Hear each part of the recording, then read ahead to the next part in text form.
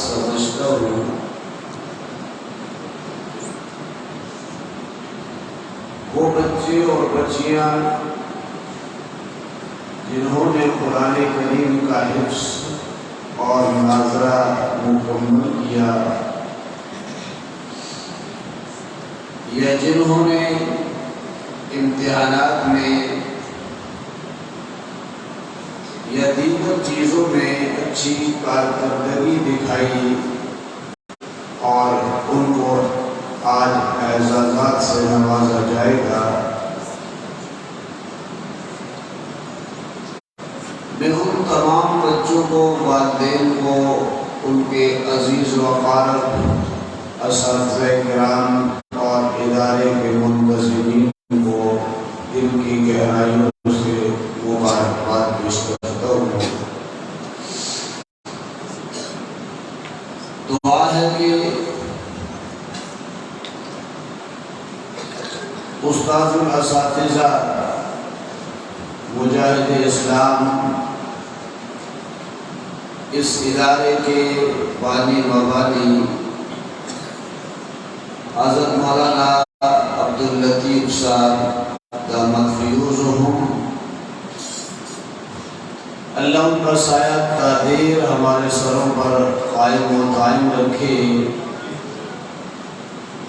اور اس ادارے کو مزید ترقیوں سے مالا مال فرمائے۔ آمین۔ عزیزان محترم، اللہ رب العزت نے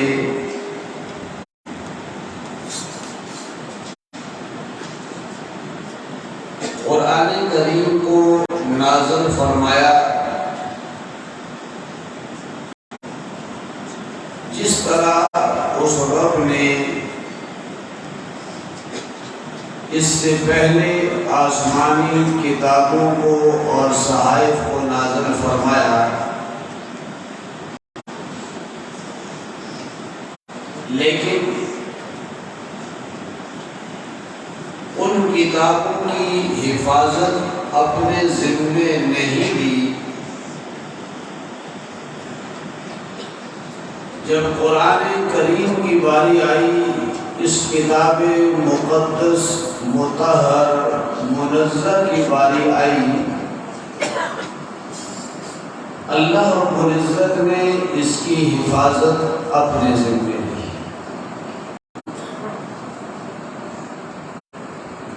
یہی وجہ ہے کہ آج معاشی اعتبار سے، دنیاوی اعتبار سے، ٹیکنالوجی کے اعتبار سے آپ دیکھیں، یہودیت دنیا پر چھا رہی ہے، معیشت کو وہ اپنے کنٹرول میں لا رہی ہے،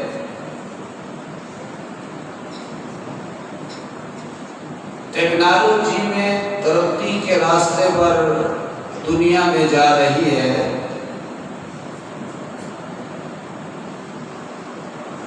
ان کا دعویٰ بھی ہے کہ ہم جس دین پر چل رہے ہیں وہ دین بھی آسمانی دین ہے، جس کتاب پر ہم ایمان رکھتے ہیں وہ کتاب بھی آسمانی کتاب ہے،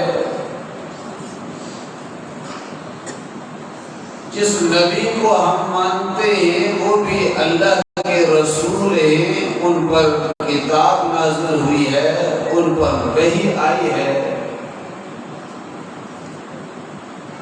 دعوت تو ضرور ہے، لیکن مسلمانوں اس وقت سے لے کر آج تک، آج کے اس دور میں کوئی یہودی تورات کا حافظ پیش نہیں کر سکتا۔ آج کے اس ترقی یافتہ دور میں کوئی نصرانی انجیل کا حافظ پیش نہیں کر سکتا۔ آج دنیا میں کوئی آدمی زبور کا حافظ پیش نہیں کر سکتا، حالانکہ بحیثیت مسلمان ہم سب کا عقیدہ ہے زبور بھی اللہ کی کتاب ہے، تورات بھی اللہ کی کتاب ہے، انجیل بھی اللہ کی کتاب ہے۔ ان کتابوں کے اللہ کی کتاب ہونے میں کوئی شک نہیں ہے، لیکن وہ کتابیں آج دنیا میں محفوظ نہیں ہیں، ان میں تحریف ہو چکی ہے، تغیر و تبدل ہو چکا ہے۔ آج کا یہودی جدید ٹیکنالوجی میں بہت آگے جا چکا ہے، کوشش ہو رہی ہے بیسیوں میں سینکڑوں سال میں لوگوں نے جو بول بولے اس ٹیکنالوجی کے ذریعے سے اس فضا کے اندر جو آوازیں گونجی ہیں ان کو الگ الگ کیا جائے، ان کو محفوظ کیا جائے، یہاں تک کوشش ہو رہی ہے۔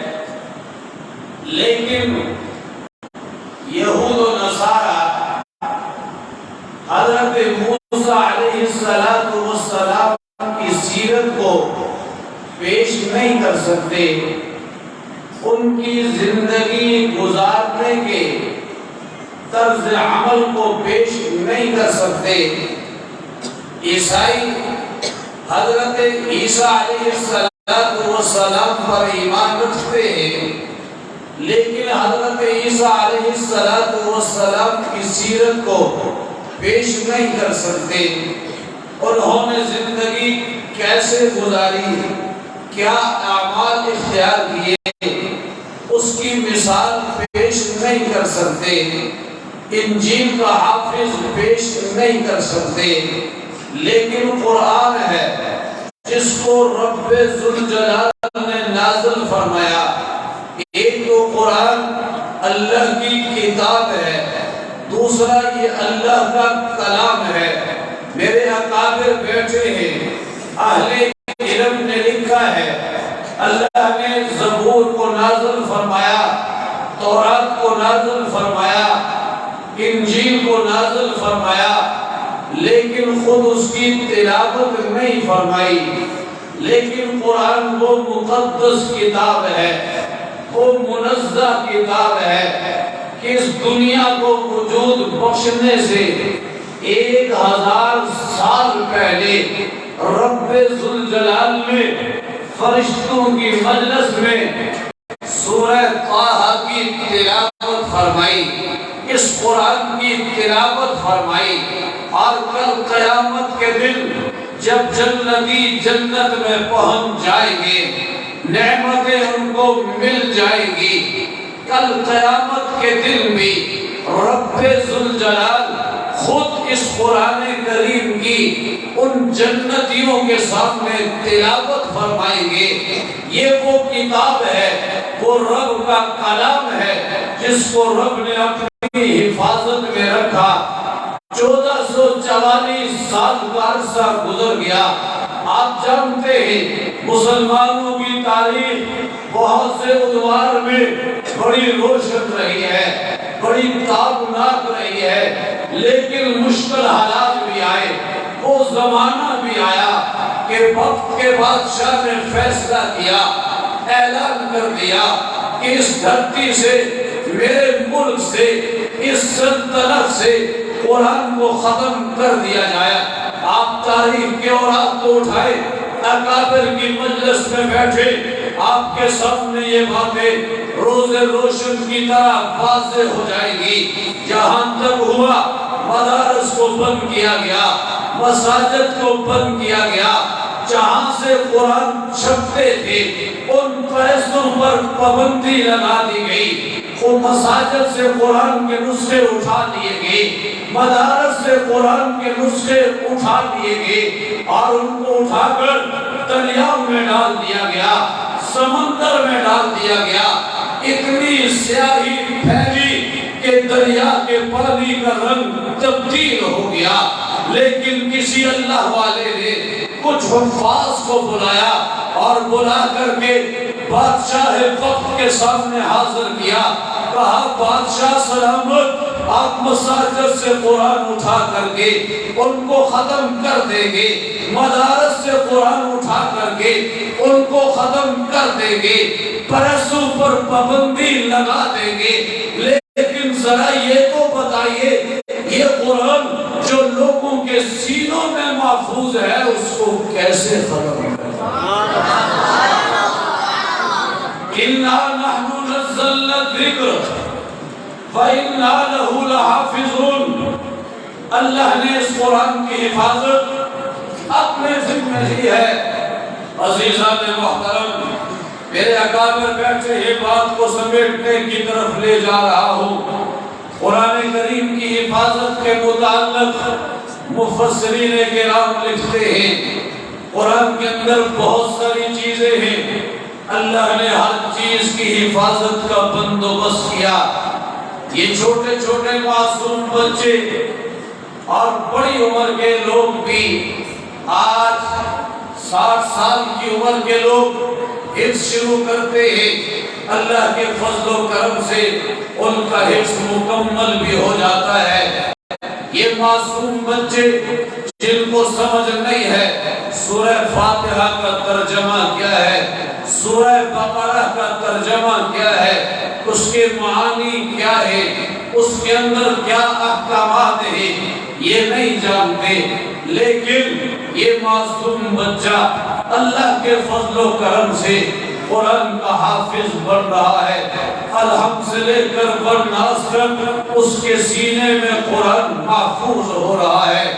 آج صبح ایک تقریب میں حاضری ہوئی، بچیاں حافظہ بنی۔ ان بچیوں میں ایک ایسی بچی بھی تھی جس کی آنکھوں کی روشنی نہیں تھی، نابینا بچی تھی، لیکن قرآن کی حافظہ بنی۔ ادارے والوں کا کہنا تھا اس کی منزل اتنی پختہ ہے، ایک مجلس میں اس کو بٹھائیں، الحمد سے لے کر برناس تک قرآن سنا دے گی، آنکھوں سے دیکھ نہیں سکتی ہے، لیکن 30 پارے اس کے سینے میں محفوظ ہوگے، بغیر غلطی کے سنا دے گی۔ یہ قرآن اللہ کا ایک تحفہ ہے، پیغمبر کا معجزہ ہے، اللہ نے اس کی حفاظت اپنے ذمہ لی ہے۔ الحمد سے لے کر برناس تک 30 پاروں کو اس نبینا حافظہ کے دل کے اندر اللہ نے محفوظ کر دیا۔ ایک ہے قرآن کے الفاظ کی حفاظت،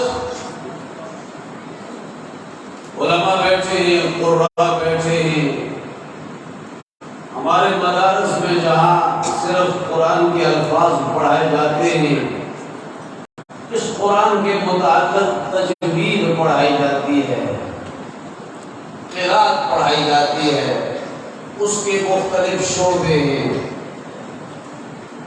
ایسے حروف بھی ہیں کہ جن کا مخرج ایک ہے۔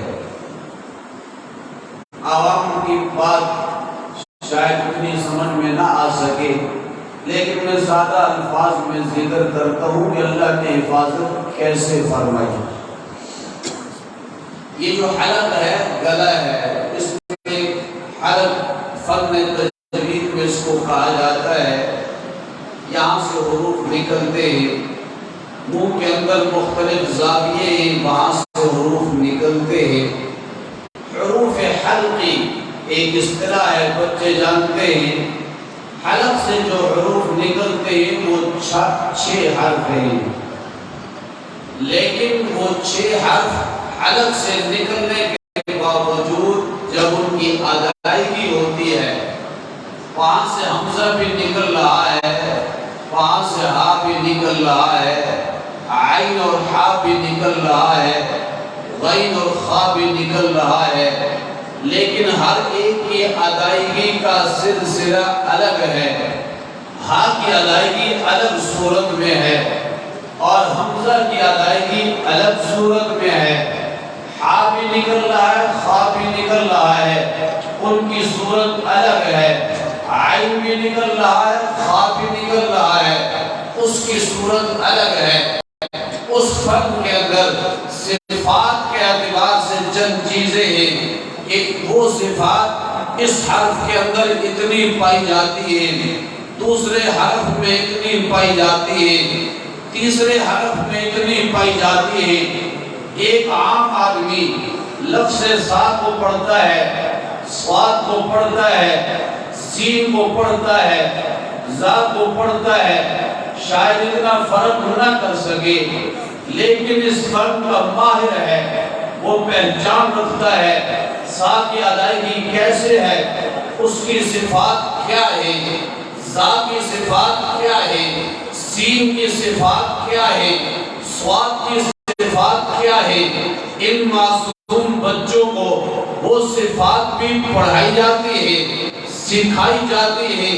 بات سمجھانا چاہ رہا تھا، اللہ نے قرآن کی حفاظت اپنے ذمہ لی، صرف الفاظ کی حفاظت نہیں، اس لفظ کے اندر کون سی صفت پائی جاتی ہے اس صفت کی حفاظت کے لیے بھی اللہ نے انسانوں کو انتخاب کیا۔ فن تجوید سے تعلق رکھنے والا آدمی ان صفات کی حفاظت کر رہا ہے۔ کوئی بچہ اس حرف کو پڑھتا ہے، اس نے صفات لازمہ کو ادا نہیں کیا، وہ قاری صاحب پکڑ لیتے ہیں، حافظ صاحب بیٹا یہاں پر فلاں صفت پائی جاتی ہے، اس کو آپ نے صحیح طریقے سے ادا نہیں کیا، اس حافظ کو روک دیا جاتا ہے۔ ذرا توجہ کیجئے، اللہ نے جہاں الفاظ کی حفاظت کے لیے ان معصوم بچوں کے سینوں کا انتخاب کیا، حافظ کے سینہ قرآن کا مرکز بن گیا۔ دنیا میں کوئی بھی آدمی قرآن کو پڑھے گا، اگر وہ حرف کی غلطی کرے گا، حرکت کی غلطی کرے گا، آیت کی ترتیب میں غلطی کرے گا، تو یہ حافظ بول پڑے گا کہ اس نے غلط پڑھا ہے۔ صرف الفاظ کی ترتیب نہیں، اگر زبر کی جگہ پر زیر پڑھتا ہے، زیر کی جگہ پر زبر یا پیش پڑھتا ہے، جزم کی جگہ پر تشدید پڑھتا ہے، تشدید کی جگہ پر جزم پڑھتا ہے، تو حفاظ بول اٹھیں گے اس نے یہاں جزم پڑھی ہے جبکہ یہاں پر تشدید ہے۔ اللہ رب العزت نے ان کے سینوں کو ایسا مرکز بنایا کہ کوئی بھی آدمی کسی بھی جگہ پر قرآن کی غلط تلاوت کرے گا تو یہ حافظ بول پڑے گا۔ اِنَّا نَحْنُ نَزَّلْنَا الذِّكْرَ وَإِنَّا لَهُ لَحَافِظُونَ۔ اللہ نے الفاظ کی حفاظت کا بندوبست بھی کیا، ان الفاظ کی ادائیگی، مخارج کی ادائیگی، ان کی صفات کی ادائیگی کا بندوبست بھی کیا کہ اس کے لیے فن رجال پیدا کر دیے۔ صرف یہاں تک حفاظت نہیں، قرآن کا ترجمہ ہے۔ اگر دنیا میں کوئی فلاسفہ، کوئی دانشور، کوئی ڈاکٹر، کوئی پڑھا لکھا آدمی، بین الاقوامی تعلیم رکھنے والا، اگر کوئی آدمی قرآن کا ترجمہ غلط بیان کرتا ہے، یہ علماء میدان میں آتے ہیں کہ فلاں نے یہ ترجمہ غلط کیا، اس پہ بڑی دیگر اعتبار سے جو اس نے ترجمہ کیا وہ ٹھیک ہے یا ٹھیک نہیں ہے۔ اللہ نے مترجمین کا اس کے لیے بندوبست کر دیا، انتخاب کر دیا۔ پر علماء کرام محنت کر رہے ہیں، ہر جگہ پر اہل علم کام کر رہے ہیں۔ ترجمہ، معانی، تفسیر، احکامات کی تشریحات، الحمدللہ بڑے بڑے فقہاء، بڑے بڑے مفتیان، بڑے بڑے مجتہدین اس میدان میں کام کر رہے ہیں۔ اگر کوئی آدمی آپ کے اتحاد ٹون میں کھڑے ہو کر دین کے خلاف زبان درازی کرتا ہے، الحمدللہ یہی علماء میدان میں آتے ہیں۔ کوئی پیغمبر کی ناموس سے کھیلتا ہے، علماء میدان میں آتے ہیں۔ کوئی ناموس صحابہ سے کھیلنے کی کوشش کرتا ہے، یہی علماء میدان میں آتے ہیں۔ کوئی قرآن کی غلط تشریح کرنا چاہتا ہے، یہی علماء میدان میں آتے ہیں۔ صرف یہاں تک نہیں، اس منبر اور محراب تک نہیں، بلکہ جہاں قانون سازی ہوتی ہے، نیشنل اسمبلی ہو، سینٹ ہو، دیگر ادارے ہو، اسلامی نظریاتی کونسل ہو، یہ علماء وہاں پر بھی اسلام کا دفاع کرتے ہیں، اسلام کی جنگ لڑتے ہیں، قرآن کی جنگ لڑتے ہیں، ناموس رسالت کی جنگ لڑتے ہیں، ناموس صحابہ کی جنگ لڑتے ہیں، شاعر اسلام کی جنگ لڑتے ہیں۔ بڑے بڑے فلاسفہ آتے ہیں، بڑے بڑے دانشور آتے ہیں، بین الاقوامی ڈگریاں حاصل کرنے والے لوگ آتے ہیں۔ الحمدللہ یہ علماء ان سے مرغوب نہیں ہوتے۔ وقت کے جابر ظالم حکمران آتے ہیں، ان کی آنکھوں میں آنکھیں ڈال کر کے اسلام کے دفاع کی جنگ لڑتے ہیں۔ ان کی تربیت انہی مدارس سے ہوئی ہے۔ مولانا فرما رہے تھے یہ مدارس ہمیں ادب سکھاتے ہیں۔ میں اس پر دو باتیں عرض کر کے اپنی معروضات کو ختم کرتا ہوں۔ مدارس نے ادب سکھایا، کیوں نہ سکھائے؟ اسلام کی تعلیمات میں ایک بہت بڑی چیز ہے۔ اللہ کے پاک پیغمبر نے فرمایا من لم یرحم صغیرنا ولم یوقر کبیرنا فلیس منا، جس نے چھوٹوں کے ساتھ نرمی کا معاملہ، رحم کا معاملہ، شفقت کا معاملہ نہ کیا اور بڑوں کا ادب نہیں کیا، فلیس منا، وہ ہم میں سے نہیں ہے۔ عزیزان محترم، اللہ کے پاک پیغمبر نے دوسری جگہ پر فرمایا الایمان بضع و سبعون شعبہ، ایمان کے 70 سے زیادہ شعبے ہیں۔ افضلها اقول لا الہ الا اللہ، ایمان کا سب سے افضل شعبہ ہے کہ آدمی رب کی توحید پر ایمان لائے، رب کی وحدانیت پر ایمان لائے۔ وَأَدْنَاهَا اماطۃ الاذى عن الطریق، ایمان کا ادنا شعبہ یہ ہے راستے میں نقصان دہ چیز پڑی ہوئی ہے اس کو اٹھا کر سائڈ پر کر دو۔ کانٹا پڑا ہوا ہے، آپ کی نظر پڑ گئی، کوئی آدمی آئے گا اس کو کانٹا لگ جائے گا، خطرناک کانٹا ہے، سائیکل والا، موٹر سائیکل والا، گاڑی والا آئے گا، اس کو نقصان ہو جاتا ہے، اپنے ہاتھ سے اس کو اٹھایا، سائڈ پر کر دیا۔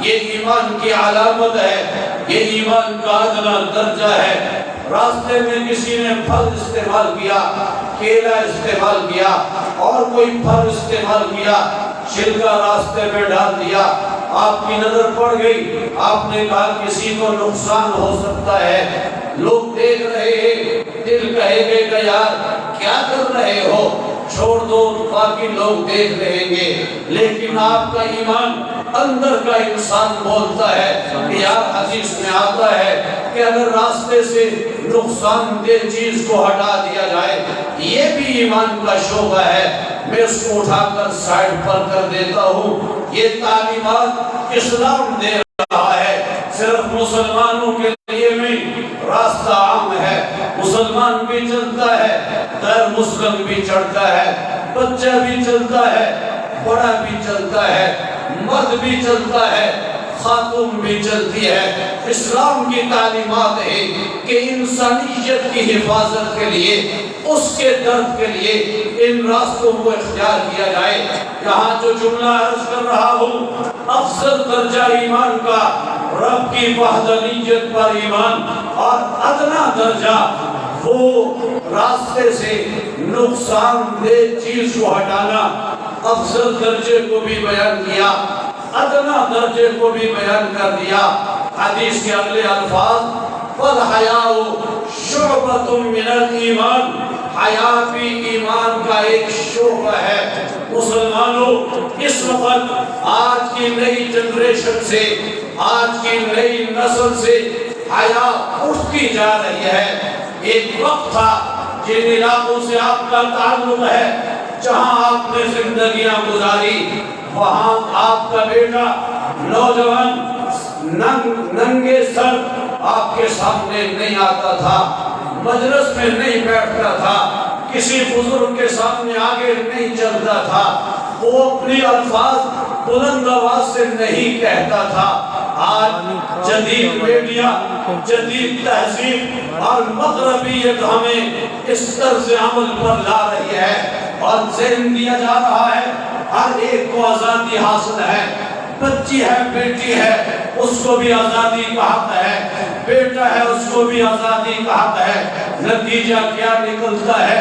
بیٹا بوڑھے باپ کے سامنے زبان درازی کر رہا ہوتا ہے، ماں کے سامنے زبان درازی کر رہا ہوتا ہے۔ آپ نے گزشتہ ہفتوں میں پاکستان کے اندر دیکھا، خواتین روڈوں پر آئی، آ کر احتجاج کیا، ریلی نکالی، میرا جسم میری مرضی، اس پر گفتگو کی، کہا گیا کہ ہمیں آزادی کا حق حاصل ہے۔ مسلمانوں توجہ چاہوں گا، کیا وطن عزیز میں عورتوں کو اس طرح نکلنے کی شریعت اجازت دیتی ہے؟ پیغمبر کا لایا ہوا دین کیا اجازت دیتا ہے؟ اگر خواتین میدان میں آتی ہے، علماء احتجاج کرتے ہیں، جمعے میں واعظ کرتے ہیں، اسمبلیوں میں قرارداد پیش کرتے ہیں، ان ایشوز کو معاشرے کے اندر اٹھاتے ہیں، تو آپ نے میڈیا پر دیکھا تعلیم یافتہ اپنی جگہ پر اپنے آپ کو ڈیکوریٹ کروانے والی عورتیں میڈیا پر آتی ہیں، آ کر کہتی ہے مولوی صاحب نے کتنے گھٹیا الفاظ کہے، آپ نے اپنی زبان کو صحیح استعمال نہیں کیا، ہماری انسلٹ ہو گئی ہے، ہمارے مقام کو گرا دیا گیا ہے۔ مسلمانوں ایک طرف ان کی بات ہے اور دوسری طرف پیغمبر کا فرمان ہے۔ پیغمبر نے فرمایا العلماء ورثۃ الانبیاء، علماء انبیاء کے وارث ہیں۔ اللہ کے پاک پیغمبر نے جب کسی برائی کو دیکھا اس کو منع فرمایا، اس کو روکا۔ آج وطن عزیز میں یہ برائی اور بہیائی پھیلائی جا رہی ہے، لوگوں کی زبانیں گونگ ہیں، لوگ خاموش ہیں، لیکن علماء اپنی ذمہ داری سمجھتے ہوئے، اپنی وراثت سمجھتے ہوئے آپ میدان میں نکل کر علم حیائی اور ان برائی کی محافظت کے خلاف میدان میں عمل میں نکل کر اپنا احتجاج ریکارڈ کروا رہے ہیں، لوگوں کے سامنے حقائق کو بیان کر رہے ہیں۔ میں آپ سے پوچھنا چاہتا ہوں علماء کی یہ ذمہ داری ہے کہ نہیں ہے؟ اور علماء کو یہ ذمہ داری ادا کرنی چاہیے کہ نہیں کرنی چاہیے؟ اور یہ آپ مجھ سے زیادہ جانتے ہیں، بین الاقوامی پیسہ ہے، میڈیا ہے، یہود و نصارہ ہو، قادیانی ہو، دیگر باطل فرقے ہیں، الکفر ملت واحدہ کے تحت ان کو ایک مہرہ ملا ہے جس کی پشت پناہی کر کے وطن عزیز کی اسلامی شناخت کو مٹانے کی کوشش کی جا رہی ہے۔ عزیزان محترم، ان حالات کے اندر اسلامی شناخت کو مٹانے کی کوشش کی جا رہی ہے۔ یہ ملک اسلام کے نام پر داخل حاصل کیا گیا، اس ملک کے اندر اسلامی ثقافت کی جنگ ہم مسلمانوں نے لڑنی ہے۔ یہ صرف علماء کی ذمہ داری نہیں، صرف مدارس والوں کی ذمہ داری نہیں، ہر مسلمان کی ذمہ داری ہے۔ میں اپنے اس نوجوان بھائی سے کہوں گا، یہ کسی بھی وجہ سے آج کہہ دیتا ہے علماء کی بات پہ نہ آنا، مولویوں کے دین کو نہ سننا، مولوی جو دین بیان کرتے ہیں اس دین پر نہ چلنا۔ میرے اکابر بیٹھے ہیں، علماء نے کہا کہ پردہ فرض ہے، کوئی اگر کہتا ہے میں پردے کو نہیں مانتا، علماء نے کہا روزہ فرض ہے، میرا کوئی نوجوان کہتا ہے میں روزے کو نہیں مانتا، علماء نے کہا سود حرام ہے، کوئی آدمی کہہ دیتا ہے میں سود کی حرمت کو نہیں مانتا۔ فیصلہ علماء سے کر لینا، مفتیان کی خدمت میں چل جانا، کوئی آدمی جب زبان سے اس کا انکار کرے گا وہ گویا کہ قرآن کا انکار کر رہا ہے، وہ پیغمبر کی احادیث کا انکار کر رہا ہے، وہ اسلام کا انکار کر رہا ہے۔ قرآن کے انکار سے آدمی اسلام سے خارج ہو جاتا ہے، اس کو احساس نہیں میں زبان سے کیا جملہ نکال رہا ہوں، اور فوری طور پر کہتا ہے یا اللہ مجھے معاف کر دے، رب غفور الرحیم ہے معاف کر دے گا۔ لیکن جب آپ کی زبان سے کفریہ جملہ نکل گیا، مسلمانوں توجہ کرنا، اس کفریہ جملے نکلنے کی وجہ سے آپ کی بیوی آپ پر حرام ہو گئی۔ اللہ اکبر۔ آپ نے کفریہ جملہ زبان سے نکالا، اسلام سے نکل گئے۔ یہ کوئی عبادت نہیں ہے کہ پکڑ کر آپ کو نکالا جائے۔ یہ کفریہ کلمات اسلام سے انسان کو خارج کر دیتے ہیں۔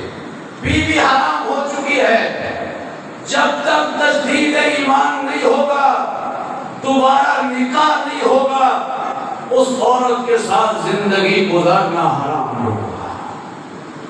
میرا جدید تعلیم یافتہ بھائی آج مغربیت کی اس آواز پر جا رہا ہے۔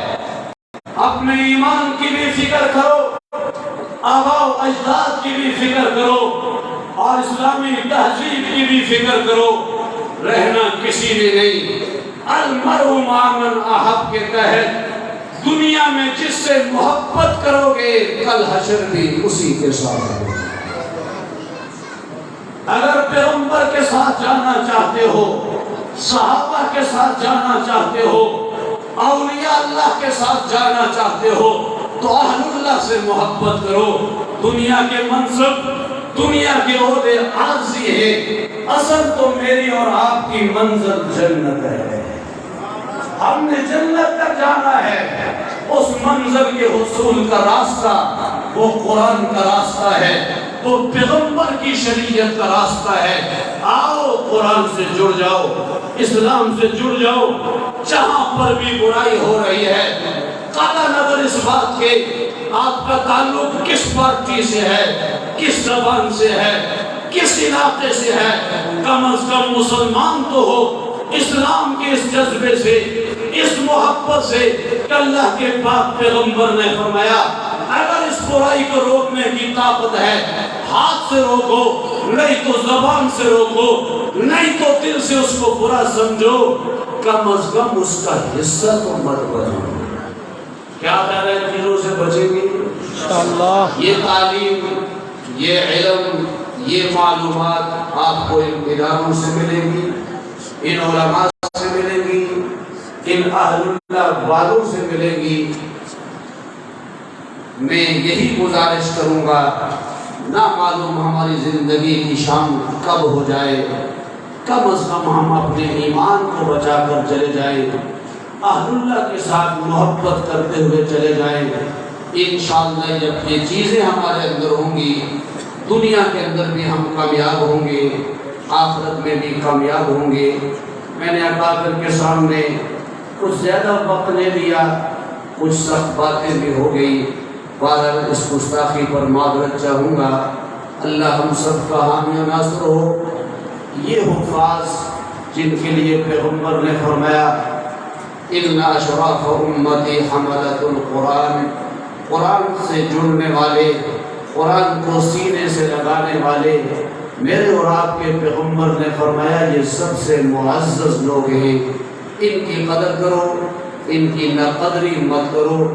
قرآن کو جاننے والے علماء کی قدر کرو، اختلاف ہے کم از کم علماء کی ناقدری مت کرو۔ با ادب با نصیب، بے ادب بے نصیب۔ اگر با ادب بنو گے، با مراد ہوگے، کامیاب ہوگے۔ آج علماء کی قدر، بڑوں کی قدر کرو گے، آنے والی نسلیں آپ کی قدر کریں گی، ورنہ نتیجہ یہ نکلے گا آنے والی نسلیں جوتے مار کر گھروں سے نکالیں گی۔ اللہ ہم سب کو دین کی سمجھ اور اس پر عمل کرنے کی توفیق عطا فرمائے۔ وما علینا الا البلاغ۔